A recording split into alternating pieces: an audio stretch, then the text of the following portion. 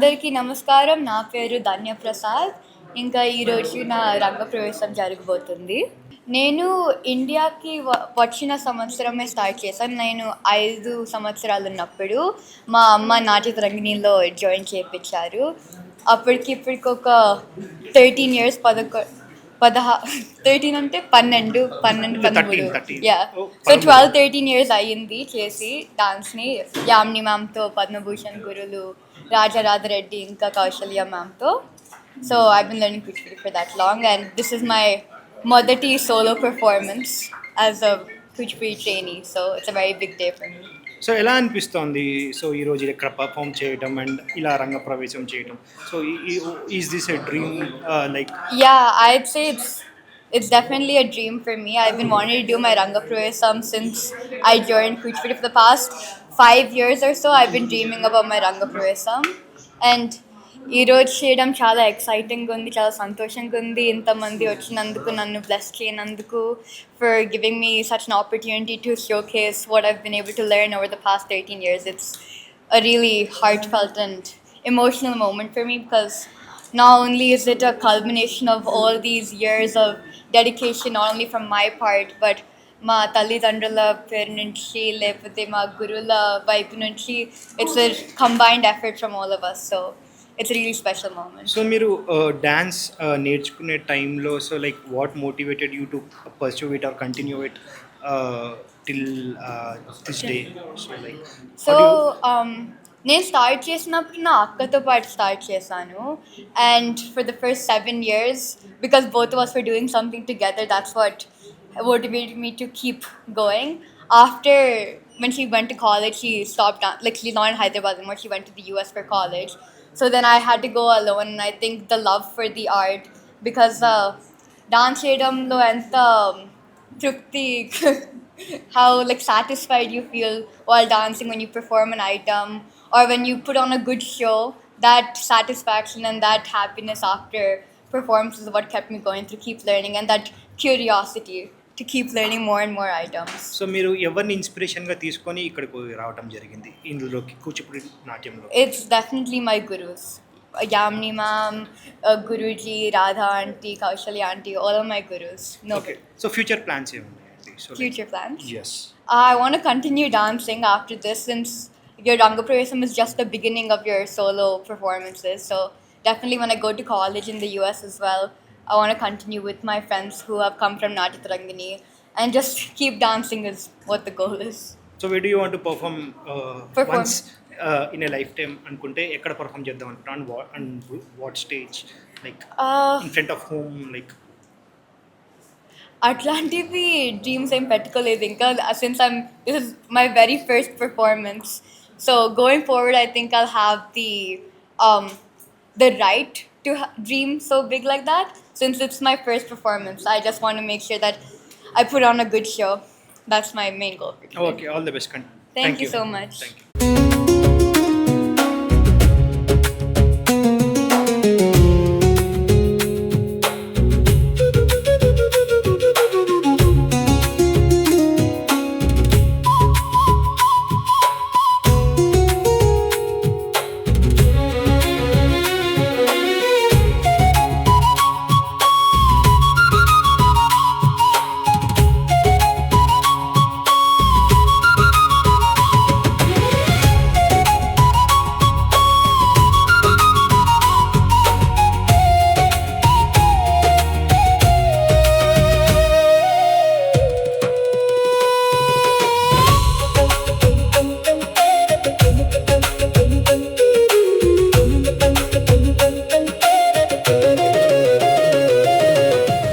మన కళల దిశగా ప్రోత్సహిస్తున్నారు తల్లిదండ్రులు శ్రీమతి తేజ పోతినేని మరియు శ్రీ పుట్ట లక్ష్మీప్రసాద్ గారికి కూడా వారి ఇతర కుటుంబ సభ్యులందరికీ అభినందనలు తెలియజేస్తున్నాను.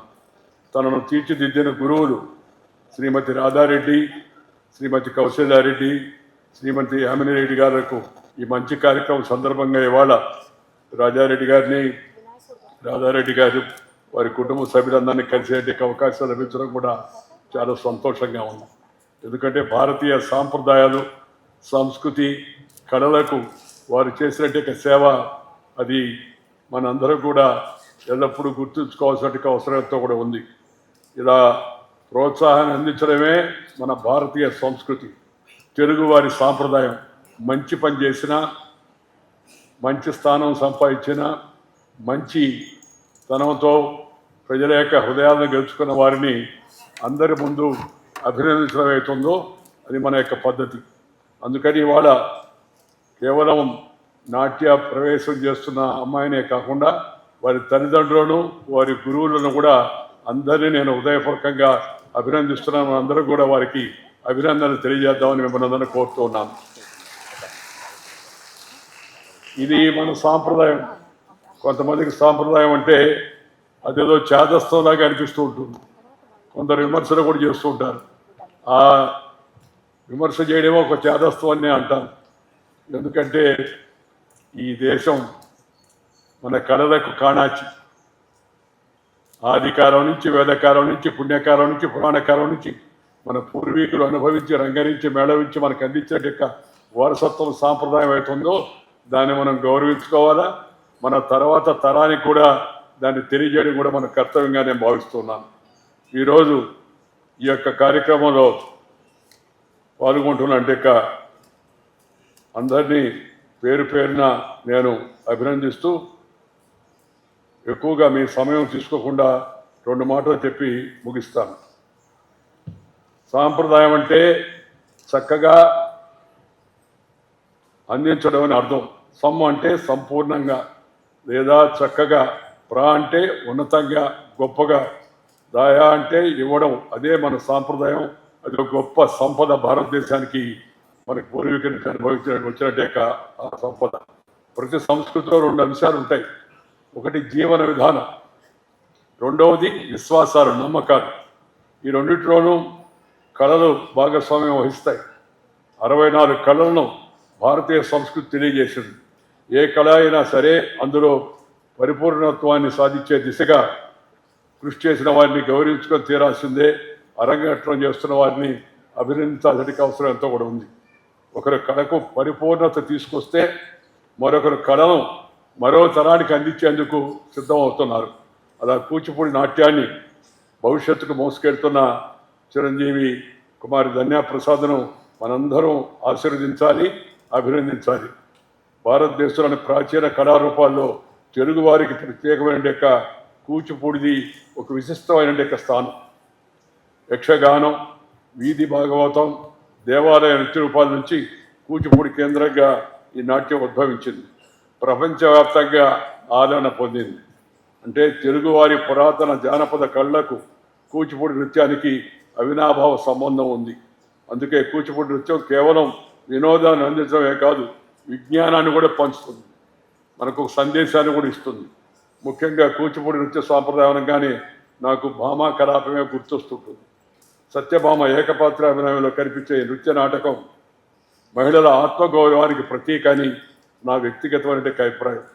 నృత్య నాటకం ద్వారా ఆత్మగౌరవాన్ని, ఆత్మవిశ్వాసాన్ని అందించేలాంటి కళ్ళకు మించిన వికాస పాఠాలు ఇంకేముంటాయి చెప్పండి. నేను చిన్నతనంలో ఉన్నప్పుడు కొందరు తల్లిదండ్రుల నోట విన్న మాట నాకు గుర్తొస్తుంది. చదువుకుంటే 4 రాళ్ళు సంపాదించుకోవచ్చు. ఈ కళలు ఎందుకనే వారిని కూడా నేను ఆ రోజుల్లో కొందరు చూశాను. కానీ మన యొక్క నాగరికత వికసించే కొద్దీ ఈ చదువు ముఖ్యమే కాదన్నాం, కానీ సంస్కారం నేర్చుకోవాలన్నా, జీవితంలో ఎదురైన వివిధ సమస్యలకు పరిష్కారాలతో విజయ తీరాలకు చేరాలన్నా కళలు నేర్చుకోవడం అత్యంత ఆవశ్యకం అని చెప్పి నేను భావిస్తున్నాను. చదువుతో పాటు సంస్కారం ముఖ్యం. సంస్కారంలో అంతర్భాగమైన మన భారతీయ కళలు, మన సాంప్రదాయాలు, వీటన్నిటిని కూడా మనం రక్షించుకోవాలి. ఒక అభినయ దర్పణంలో ఒక వాక్యం ఉంది, యతో హస్త సతో దృష్ట, యతో దృష్ట తతో మనః, యతో మనః తతో భావ, యతో భావ తతో రస. చేసే పని మీద దృష్టి ఉండాలి.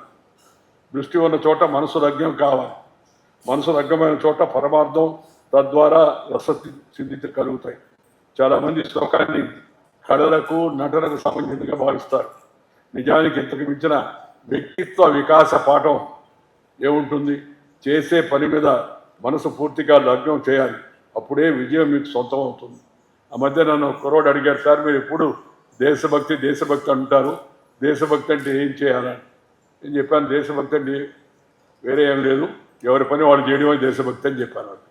ఎవరి పని వాళ్ళు చేయగలిగితే, చక్కగా వ్యవహరించగలిగితే అదే దేశభక్తి, అదే దేశాన్ని వికసిత భారతం వైపు, మంచి సమాజం వైపు, ప్రపంచానికి జ్ఞానం అందించే కేంద్రంగా తయారు చేస్తుంది. అదో కళలో కానీ నైపుణ్యంలో కానీ సాధన చేయాలనేది నా ఆకాంక్ష. ఉద్యోగం వేరే, అభిరుచి వేరే. ఉద్యోగంలో ఒత్తిడిని అభివృద్ధితో అధిగమించవచ్చు, కొందరికి అభిరుచే ఉద్యోగంగా మారవచ్చు. ఈరోజు ఈ రంగ ప్రవేశం చేస్తున్న కుమారి ధన్యప్రసాద్ను, చిరంజీవి, నేను వారి కుటుంబ సభ్యులను మరొకసారి అభినందిస్తూ భవిష్యత్తులో మంచి నృత్య కళాకారిణిగా ఉన్నత స్థాయికి చేరుకోవాలని చెప్పి ఆకాంక్షిస్తున్నాను. మన కళలు, మన సాంప్రదాయాలు, మన కట్టు బొట్టు, మాట, ఆట, పాట, భాష, యాస, గోస వీటన్నిటినీ కాపాడుకోవాలి. మన మాతృభాషను మనం గౌరవించుకోవాలి, మన మాతృదేశాన్ని మనం ప్రేమించుకోవాలి. ఎందుకంటే అది మనకి తనకు చదువు నేర్పిన, తనకు మార్గదర్శనం చేసిన గురువులను కూడా సమాజం అలాగే వ్యక్తులందరూ కూడా గుర్తుపెట్టుకోవడానికి అవసరం ఎంతో కూడా ఉంది. ఎందుకంటే ఇవాళ మనం చూస్తున్నాం, ప్రపంచంలో విలువలు తగ్గిపోతూ ఉన్నాయి, ప్రమాణాలు తగ్గిపోతూ ఉన్నాయి, సంస్కృతి సాంప్రదాయాలకు తగినంత ప్రోత్సాహం కూడా లేదు. దానివల్లనే అశాంతి వస్తుంది. మనసులో అశాంతి, కుటుంబంలో అశాంతి, సమాజంలో అశాంతి, తద్వారా దేశంలోనూ ప్రపంచంలో కూడా అశాంతి పెరుగుతూ ఉంది. దానికి మార్గం ఒకటే, మనము మన సాంప్రదాయాలు, మన కళలు, మన పెద్దలు మనకి ఇచ్చినట్టు వారసత్వాన్ని ఎవరికి వాళ్ళు నిలబెట్టగలిగితే దేశం, ప్రపంచం ప్రశాంతంగా ఉంటుంది. నేను ఎప్పుడు చెప్తుంటాను, పీస్ ఈజ్ ద ప్రీరిక్విజిట్. కూడా ప్రతి ఒక్కరు కూడా తమ జీవితంలో తమ సంస్కృతిని ప్రేమించాలి, ఆ సంస్కృతిని గౌరవించాలి, ఆ సంస్కృతి సాంప్రదాయాలు తర్వాత తరానికి అందించే ప్రయత్నాలను కూడా మనం అందరం ప్రోత్సహించాల్సి ఉంది. ఆ ప్రయత్నంలో భాగమే తాను నేర్చుకున్న, తాను గురువు దగ్గర అభ్యసించిన అద్భుతమైన ఈ కళా ప్రావీణ్యతను అమ్మాయి ధన్యప్రసాద్ ఇవాళ మన ముందు ప్రదర్శించడం చాలా సంతోషం. ఆ అమ్మాయికి మంచి భవిష్యత్తు ఉండాలని చెప్పని, ఉన్నతమైన శిఖరాలకు చేరుకోవాలని చెప్పని కోరుకుంటూ, ఈరోజు నన్ను ఈ కార్యక్రమానికి పిలిచిన నిర్వాహకులకి, వారి కుటుంబ సభ్యులకి ధన్యవాదాలు తెలియజేస్తూ మీ ఇద్దరు సెలవు తీసుకొని నమస్కారం. జై హింద్.